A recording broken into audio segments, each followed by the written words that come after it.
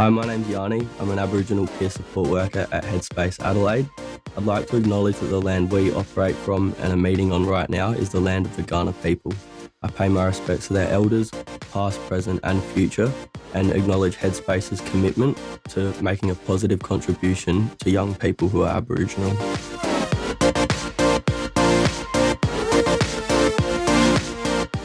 Hi everybody and welcome back to Headspace Sessions Adelaide podcast. My name is Ali and welcome back to part 2 of our neurodiversity spotlight. If you watched part 1, you would have seen I was with my other lovely co-host and we had a really great chat breaking down our own experiences of neurodiversity and what it meant to us. And I alluded to a really special part 2 that was coming soon. And here we are. We are joined by a very special guest today, Esther, who is a registered psychologist from the Neuro Nurture Collective. Before we get into today's episode, I'm going to do a little icebreaker as per usual. And I thought it'd be really cool if we did a bit of this or that with Esther. So I'm going to throw you a bunch of this or that questions, not literally throw you, just verbally. And you let me know. I can catch. Yeah. You let me know what you prefer. And we'll do a very quick rapid fire, okay? You ready? Yes. Sure. I don't get to ask you any of this or that. No, I'm just asking you. Yeah. That's good. No one needs to know about me. Okay. All right. Coffee or tea? Tea. Early bird or night owl? Oh, God, I think I'm neither. I like to start my day at like 10 o'clock. Okay. So whatever that is. Am I allowed to say neither? Or is Yeah, that that's okay. fine. Yeah. That's fine. Music or silence when focusing? Music, lo-fi. Yeah. One big task or 10 tiny little ones? Oh, 10. I think 10 tiny little ones. Yeah. Notes app or a notebook? Notebook for sure. Yeah. Routine or spontaneity? I love a good routine. Reading or podcasts? Reading. Sorry. Yeah. That's okay. Sorry to the podcast. It's fine. And final one, cats or dogs? Oh, I have a beautiful old girl, our dog Luna, but we just got a kitten on Saturday. So maybe I'll say cat, but just like because we just got a kitten. Yeah. So. Don't show Luna this episode. Sorry, Luna. Yeah. I'm also a cat person. Yeah. Okay. Yes. So that's what you can know about me today. I'm a cat person. Wow. That's so amazing. Thank you for that. I feel like I know you already. I would love to hear more specifically about you and the amazing work that you do before we jump into a very long list of questions that we have all about neurodiversity. So yeah, can you please tell us a little bit about yourself and what you do? Yeah, so I'm a psychologist and I have previously worked in a clinic working with children and families, but I left the clinic to start my own business a few years ago. So now I have the Neuro Nurture Collective where I do autism assessments online for adults, and I also have a team of people who do therapy and also assessments as well. So I do that largely, and I'm also organising a conference next year, and I do a lot of like trainings and consulting and all that kind of thing on autism and ADHD specifically. Wow. You sound very busy. Well, I mean, it's hard to say no to things that you're really passionate about, I think. So sometimes I find myself taking on a lot because I'm so passionate about getting neurodiversity affirming practice out there into the world, which is why everything I do really is trying to get this affirming practice way of being into mental health spaces. So it's cup filling as much as it is sometimes a little bit tiring, I suppose. Yeah, absolutely. What kind of drew you to working in this space? Well, I guess like if I go all the way back, all the way back to like kindergarten. Yeah, I was just always the kid that would become friendly with all of the kids who had disabilities in the kindy space. Like my best friend had cerebral palsy and I would just play with him the whole time I was there. And that kind of just translated all the way through school. In primary school, I went to a school that had what was called the special ed unit, and I spent all my time in the special ed unit with the kids in there. And just as I grew, I guess was always drawn to working particularly with children who I guess I didn't really realize over time, but mostly drawn to supporting autistic ADHD kids. So I worked in therapy spaces. I worked in childcare and stuff like that. I worked in inclusion spaces. And then eventually along the way, which I think happens to a lot of people who are similar, I realized I was autistic ADHD. And I was like, that makes sense, actually. Makes sense. So I guess from there, I had a really lovely experience through that kind of assessment process. And I was like, I want to be able to provide people that assessment experience as well. So that really led me to moving into this space where I provide assessments. And then naturally, I'm doing assessments and I'm trying to find places to send people for therapy. And that was quite tricky. So then I guess that just led on to starting a clinic where I have people that I trust, that I know I can say, well, if you want to try this person, I know that they're going to have this particular approach that I have in my assessment. So I guess it's quite a long way of describing how I got here, but it's like, I feel like it's just always been in my genes that I'm going to end up in this type of space, I guess. Yeah. No, I can sense that passion that's coming from you. And what was going through my mind is, I feel like that's such a neurodivergent thing to be like, oh, I don't know anybody who can do that, so I'm going to do it myself. So true. Yeah. I guess I'll just, because I have the control. Yeah, absolutely. I'm so specific about, like when I hire people, I'm like, you gotta do things in a very specific way, not in like a micromanaging way, but like you have to be trauma informed, right? Like you have to know what you're doing in that realm. I'm not going to have anyone who's going to inadvertently re-traumatize clients. Like I'm very specific about the way I approach things. Yeah. We talked about our own experiences of neurodivergence in part 1, and we talked about kind of what we first thought when we heard that term, or what our first experience was with that term. For any young people who might be listening, who might not be familiar with neurodiversity, what does that term actually mean? So I think neurodiversity, if we conceptualize neurodiversity, is like everyone. Like we are all neurodiverse. We all have different neurotypes. If we think about neurodivergent, then that's more people who diverge from what might be typical, I suppose. So neurodivergent, I think the terms are used interchangeably when people don't really understand the difference. And people who are really passionate about semantics, people might say they work with neurodiversity. What they actually mean is they work with like autistic or ADHDers. But I think also on the other side of that, sometimes people say neurodivergent without realizing that neurodivergent actually means a whole host of things, not just autism, ADHD. So, like acquired brain injury fits into neurodivergence, for example. Right. But I largely talk about autism and ADHD just because that's my experience and that's where my biggest passion is. But when we say neurodivergent, we mean a whole host of different experiences. Yeah, see, I didn't know that. And that's great to hear from somebody just about the difference between, neurodiversity and neurodivergent. So, thank you for clearing that up. We often will hear terms within this space like masking, burnout, and sensory overload. And I know we talked about masking in part 1 as well.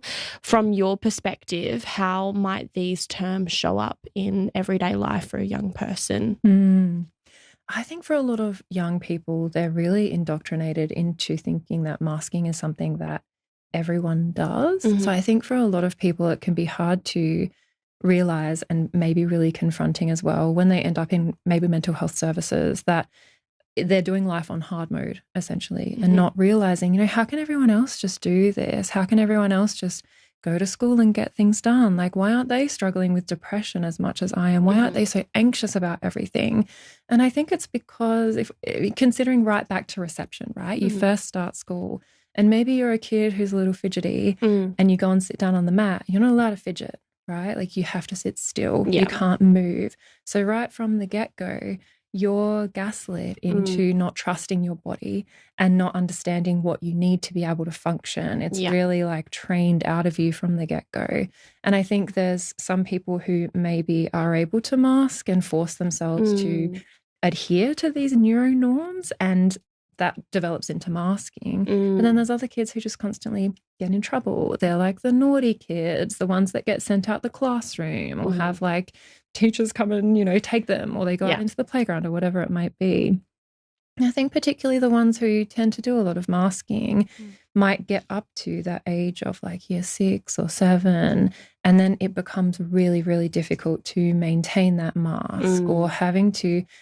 There's a few different elements of masking. There is that kind of suppressing your natural tendency. So if you're a fidgety person, you're an ADHDer, and suppressing that need that your body has to fidget, that's a type of masking, and that's really exhausting. If you're an autistic person and you have to mask by participating in small talk, not really very interesting, you're having to be constantly switched on to think about, what am I going to say next? How am I going to approach this conversation? Like, what do I do if the conversation like dies a little bit? If you're constantly scripting and planning conversations in your head, if you're exhausted after them, then I think it all really kind of comes to a head when relationships change from like, when you play in like year 3, maybe up to year 4, you play in the playground, but then you end up in high school and everything turns into more like conversational based connection, really. And I think that's where a lot of people, like, it all falls apart because you're having to spend so much energy trying to maintain this version of yourself that you think is a true version of yourself. Because as far as you're concerned, perhaps that, there's something wrong with me. I find this so hard, but everyone else can do it.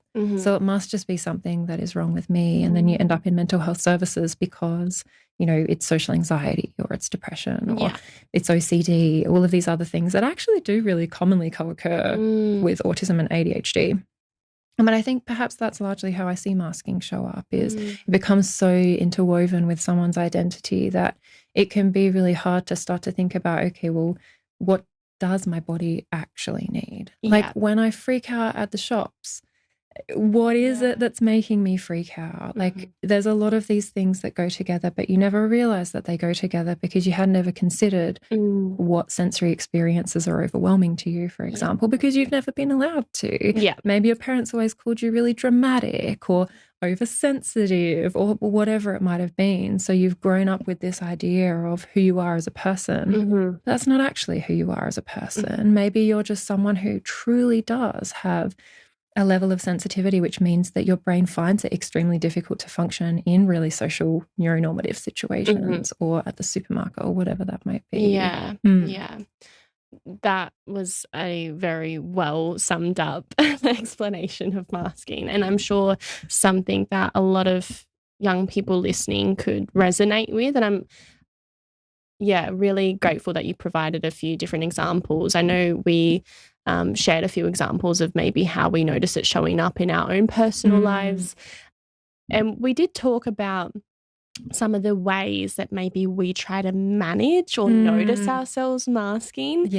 Are there any particular things that, when it comes to demasking, that you encourage your clients or young people to do? Yeah, I think it's a real process. And this is something that I wish people understood from, when you're in reception, instead of saying just stop fidgeting, understanding that your body works better when you fidget because you need that stimulation from your environment. That's just how your brain works. And I wish that was also the case with autistic kids who are kind of put into social skills programs. So there's this thought of, this kid's struggling to make friends, so we'll put them in this social skills program and then they'll learn how to make friends and that will fix all their problems. But what happens is it just teaches them to mask more, right? It just teaches them to follow all of the protocols that neurotypical kids engage in, rather than teaching them, okay, well, here's the neurotypical way of socially communicating and here's the autistic way of socially communicating or the ADHD way of socially communicating. Because if you can understand the difference between those two things, then you are empowered to be able to make a decision as to which one you will be participating in. So maybe there are some circumstances where you feel like masking feels safe, and that is something that you want to be able to do.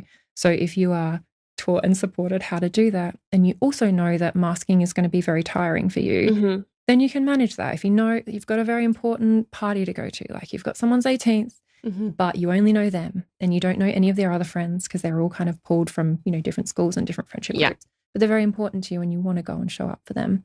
You know that you're going to be masking and you know that it's going to be very tiring for you. So maybe that's the only thing you plan for the whole weekend, and you don't pack your weekend full of other activities and you just set yourself up in your little kind of safe haven space at home because you understand how exhausting it is to mask. You can kind of create these buffers around the edges. And I think that's a really big piece that's missing for a lot of young people is that's exhausting. If you know how to do it, you can do it if you feel like that's what you need to do.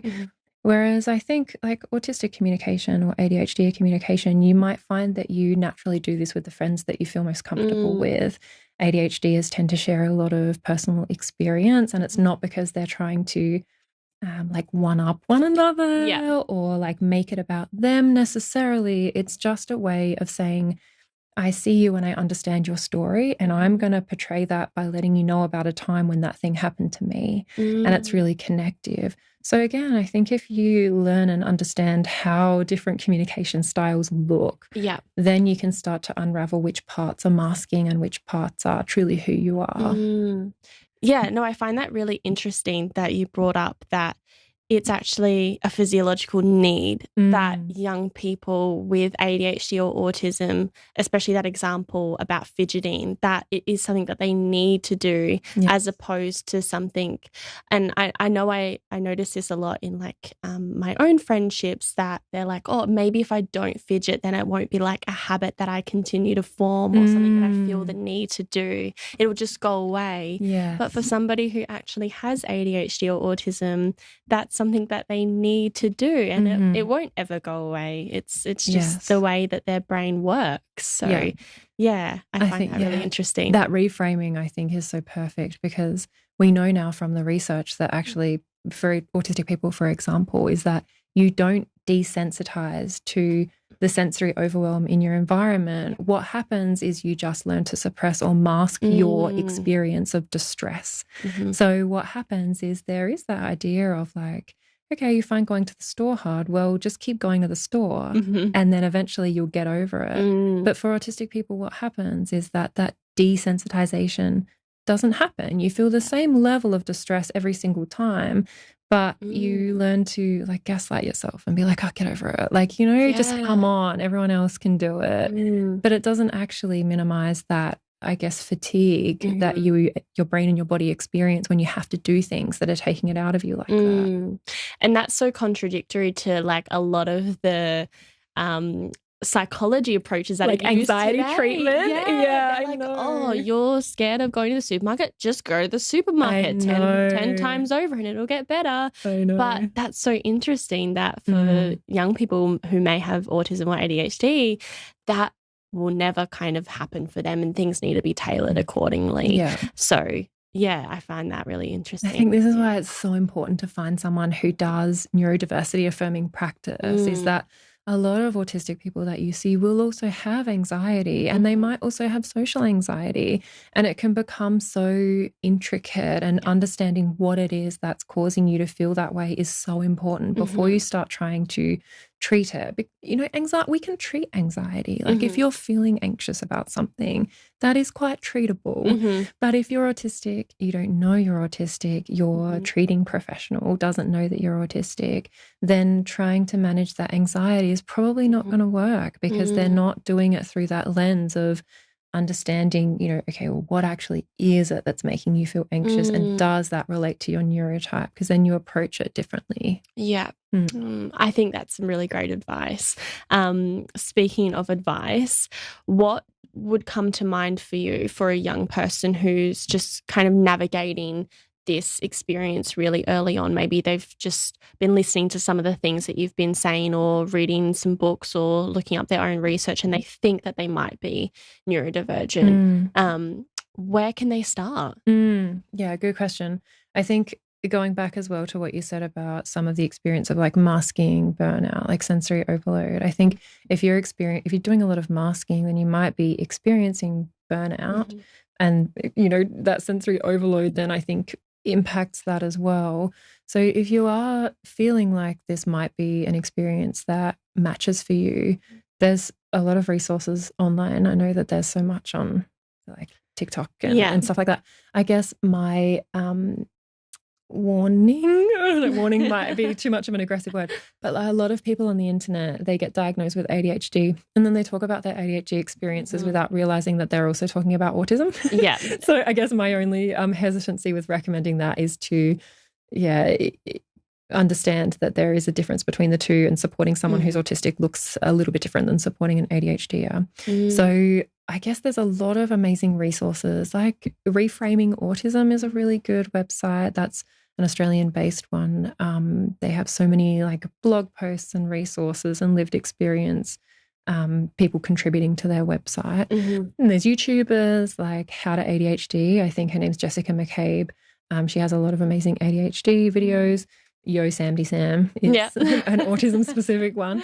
I think theirs might be getting a little bit older now.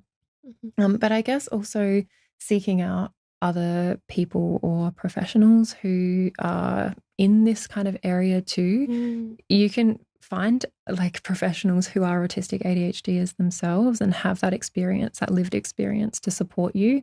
So I guess, maybe those are if you look for someone who says that they're a neurodiversity affirming clinician, they're going to use different language than other people. They're going to have a more of an understanding of specific neurotypes so they can support you more effectively, I think. And those comorbidities. Because that does happen. Yeah. What about for the people that are trying to support young people who may be neurodivergent, like friends, family, peers? How can they support someone through that journey? Yeah. I think developing a good understanding yourself. Again, there's so many there's podcasts, there's books, like there's so many amazing resources out there. So I think giving yourself that psychoeducation about understanding their experience, I think that's really important, because often, like what I said earlier, an autistic ADHD really suppresses their experience, and they might not even realize that they're feeling distressed by certain things in their environment or routine or whatever it might be. So they might not be able to tell you what it is that's wrong. But if you notice that something is wrong, then being able to support them. And I think that non-judgmental, real, like unconditional love type of support and approach, and understanding that one of the things that happens for people who are really highly masking when they start to edge towards burnout is that they lose the ability to mask. So they might start coming across as really rude or really aloof or really abrupt, because masking involves adding all of this like social padding. When you're writing an email, it's like, hi, hope you're going well. Like all of those things become just impossible to do because you don't have the cognitive capacity anymore. And in the kind of neuronormative environment, that comes across as very rude. So I guess what I'm saying is that if you can allow someone to be themselves and not judge them and not take it personally when they start behaving in ways that maybe are different than what you're used to, I think that can be really helpful.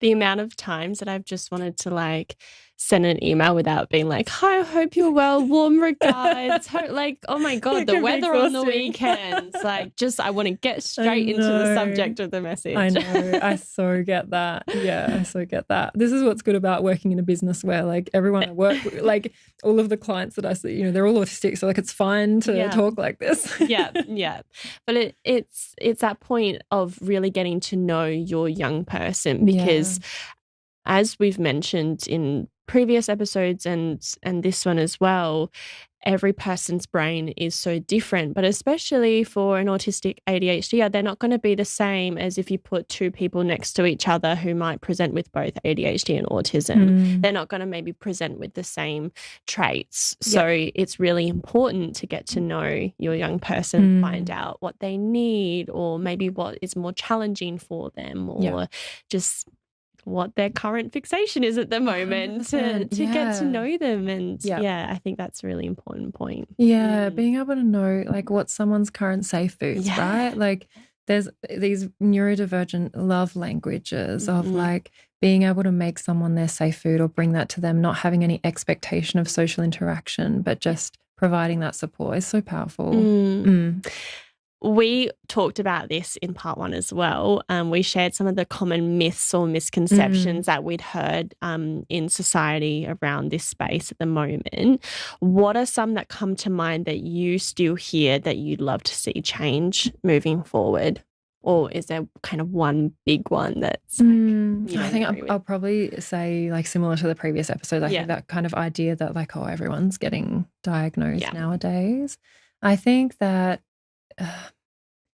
is this really pervasive idea of neuronorms, which is where everyone should just suck it up and get it done. And I think there's that idea that, you know, for like ADHDers or autistic people, there's this idea that you're just, you know, not trying hard enough. So if you just suck it up and get it done, you'll be right.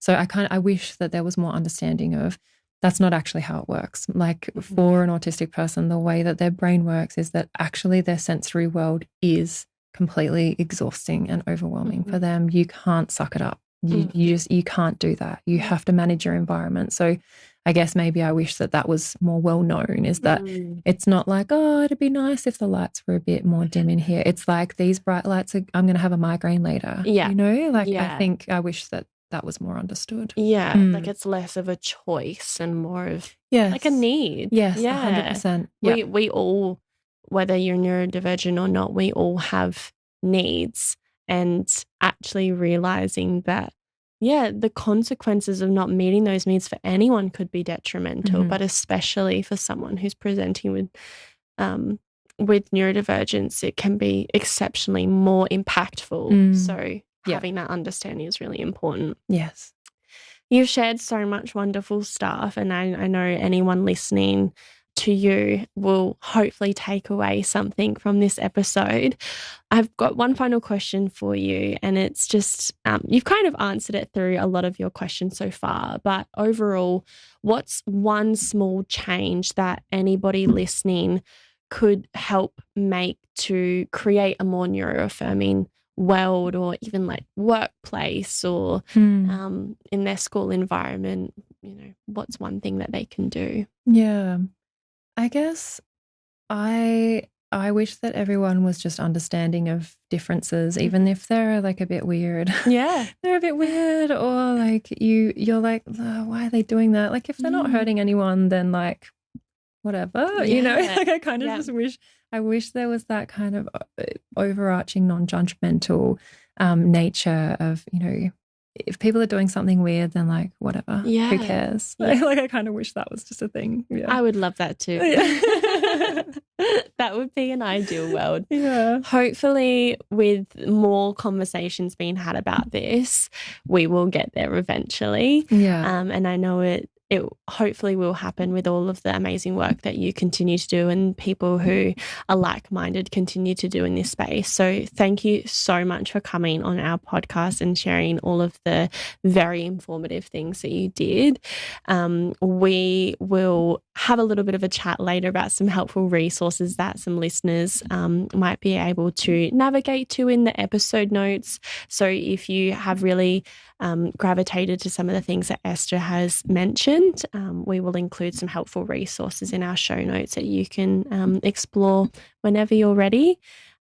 We also, as a reminder, if anything in this episode has brought up anything for you, please utilize our support services that we also list in our episode notes. But if it is an emergency situation, please utilize Lifeline or 000 in those circumstances.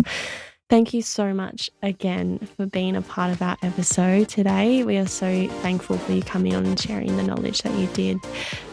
We can't wait to come back for our next episode, and hopefully we'll have a bit more things to chat about off camera. Thanks so much for having me. Thank you.